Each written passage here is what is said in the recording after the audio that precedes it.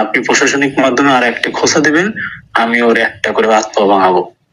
অপহরণকারীরা দাবি করেছেন আইন শৃঙ্খলা বাহিনীর কাছ থেকেই তাদের কাছে সকল প্রকার সংবাদ পাস করা হয়।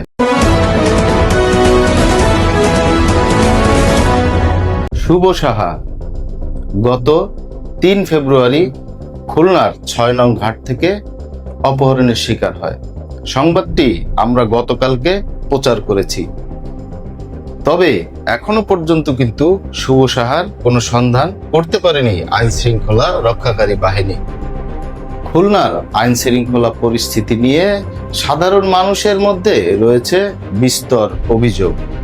এদিকে শুভ সাহাকে উদ্ধার এবং তার অপহরণকারীদের শনাক্ত করতে না পারলেও ৩০ ঘন্টার ব্যবধানে শুভ সাহার পরিবারকে অপহরণকারীরা ফোন করে ৫০ লক্ষ টাকা মুক্তিপণ দাবি করেছে। এ যেন সুন্দরবনের সেই মুক্তিপণের ঘটনা চলে এসেছে খুলনা শহরে। খুলনার ঘাট এলাকায় এই ঘটনা এটি প্রথম নয়, এর আগেও কয়েকটি অপহরণের ঘটনা ঘটেছে। কেউ মুক্তিপণ দিয়ে নীরবে চলে এসেছে এবং কাউকে আর খুঁজে পাওয়া যায়নি। তবে খুলনার আইন শৃঙ্খলা রক্ষাকারী বাহিনীর গাফিলতির কারণে এখনো পর্যন্ত এই অপহরণের ঘটনাগুলো দিন দিন বেড়েই চলছে, এমনটি অভিযোগ করছে সাধারণ মানুষ। শুভ সাহাকে মুক্তিপণের ৫০ লক্ষ টাকা দিতে ব্যর্থ হলে তার জন্য শ্মশানের টিকিট কেটে রাখার জন্য পরামর্শ দেওয়া হয়েছে। এছাড়া পুলিশ প্রশাসন বা অন্য কোনো আইন শৃঙ্খলা বাহিনীর কাছে এই বিষয়ে ফার্দার কোনো ধরনের অভিযোগ না করার জন্য শাসানো হয়েছে ওই অসহায় পরিবারটিকে।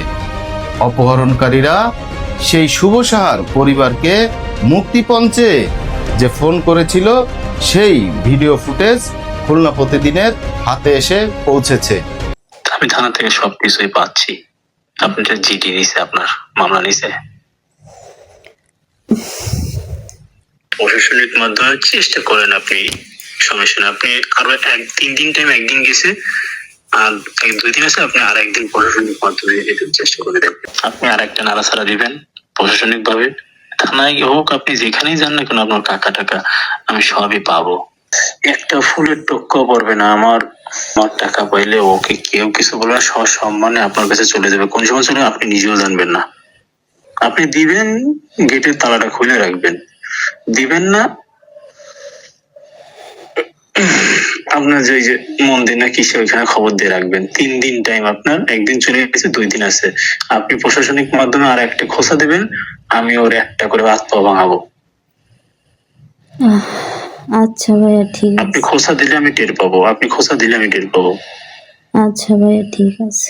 টাকা ম্যানেজ করেন, না হলে আপনি চেষ্টা চালাই যান। আল্লাহ হাফেজ। অপহরণকারীরা দাবি করেছেন আইন শৃঙ্খলা বাহিনীর কাছ থেকেই তাদের কাছে সকল প্রকার সংবাদ পাস করা হয়। এ কারণে তারা আইন শৃঙ্খলা বাহিনীর কিছু সদস্যকে টাকা দিয়ে থাকেন। অপহরণকারীদের দাবি যদি সত্য হয়, যদি আইন শৃঙ্খলা রক্ষাকারী বাহিনীর সাথে তাদের যোগসাজশ থাকে, তাহলে খুলনাবাসীর নিরাপত্তা কোথায়? তাহলে আমরা কি ধরে নিব এই অপহরণ বাণিজ্যের সাথে খুলনার অসাধু আইন শৃঙ্খলা রক্ষাকারী বাহিনীর সদস্যরা জড়িত? যদি তাই না হয়, তাহলে গত ৩ দিন ধরে কেন শুভ সাহার সন্ধান করতে পারেনি খুলনার আইন শৃঙ্খলা রক্ষাকারী বাহিনী? এই প্রশ্ন থাকলো খুলনার আইন শৃঙ্খলা রক্ষাকারী বাহিনী এবং সাধারণ মানুষের কাছে।